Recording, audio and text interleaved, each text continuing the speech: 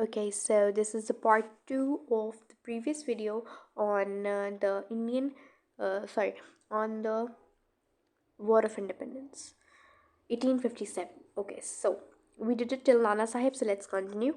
After Lucknow, the main center of opposition now was Jhansi, where the command was in the hands of Lakshmi Bai, or called as the Rani of Jhansi. She taught bravely. She was assisted by Tatya Topi, a general with great ability, and stopped British for a long time, but was killed in a battle. British proved themselves to be so powerful to be defeated. In September 1857, Delhi and Lucknow was regained. Bahadur Shah too surrendered peacefully, but his sons were brutally murdered. Now these are the pictures of Mangal Pandey and Lakshmi Bai. Moving on. Now, as you know, that had victory and the Indians had to face failure. So, what were the reasons behind the failure of war? Firstly, lack of unity. There was no general plan and no attempt to work together. In different places, different groups fought for different reasons. Some of the Indian princes were interested only in restoring their own federal powers, the only real unity force in the war of Islam. In the war was Islam. British strengthens. The major reasons for the failure of Indians was that the British were too strong. Britain was one of the most powerful nations in the world at the time, and its troops were experienced in warfare and highly trained in modern methods of fighting. They also had a good reputation for discipline in the battlefield. Now, if we do the conclusion, so most of the European historians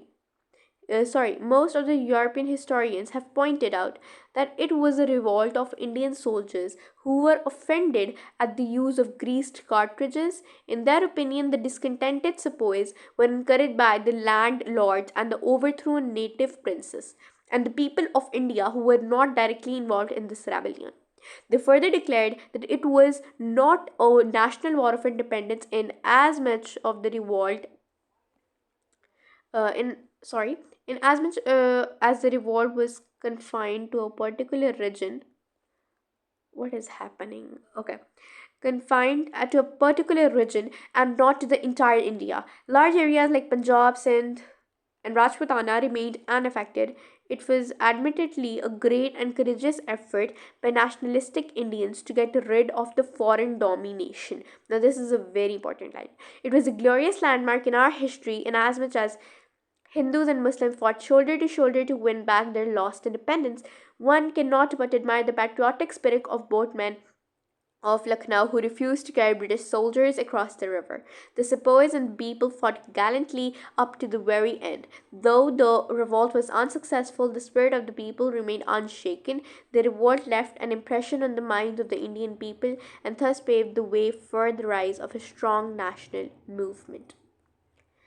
So that is it, and thank you for watching the video. If you like the video, so do let me know in the comment section, and if you find it helpful and if you learned something, so do like the video and don't forget to subscribe to the channel for more such videos, and thank you for watching.